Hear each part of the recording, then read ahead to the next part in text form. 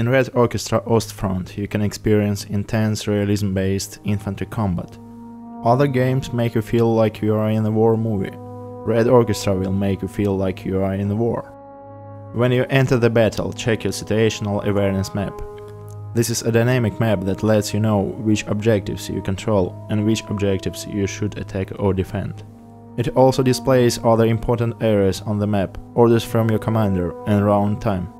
Red Orchestra Ostfront supports in-game speech with voice over IP. If you don't have a microphone, you can communicate with your teammate with the in-game voice command menu. Voice commands can also be bound to a single key for quick communication. Players can use one of three postures: upright, crouched, and prone.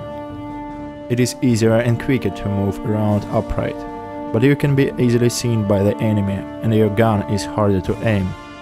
When crouching you move slower, but represent a smaller target and your weapon is easier to aim. When crouched you are the smallest target when stationary. If you move you will rise slightly. You will also rise if you use iron sights to aim your weapon, allowing you to shoot over cover. When you're prone you can only crawl, but you are a very small target and your weapon is very steady and easy to aim. When upright or crouched, you can hold shift while moving to sprint. If you sprint for too long, you will run out of stamina and will have to jog or stop to rest and gain it back. When sprinting, if you hit the prone key, you will dive to prone. This is the quickest way to take cover if you're being fired upon. You can also use these to dive over small obstacles. You can lean left or right around cover, allowing you to expose the least amount of your body when looking out of cover. Depending on the class, an infantryman usually has a primary weapon and a secondary weapon such as a pistol and grenades. Some advanced roles have additional items such as satchels and binoculars for calling artillery. More advanced weapons, such as light machine guns, will be covered in advanced role tutorials. All weapons can be aimed by pressing the iron sights key.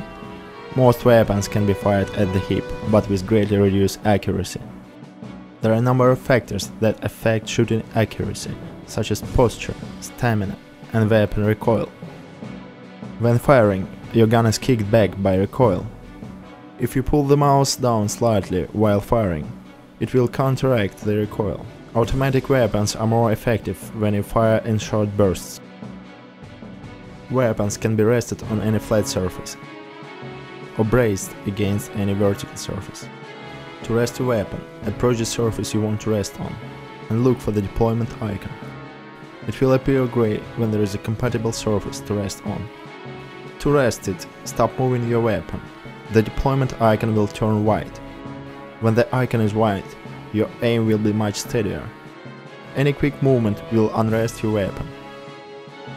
When firing a bolt-action rifle, you are required to work the bolt after you fire. This allows you to take cover before bolting your rifle.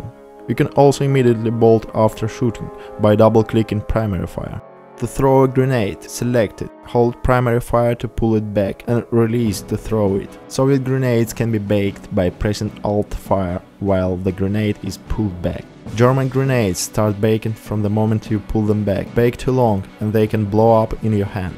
In close quarters combat, you can melee attack with most weapons. The longer you charge your melee attack, the more damage you will inflict. Some rifles have bayonets you can attach and use in melee combat.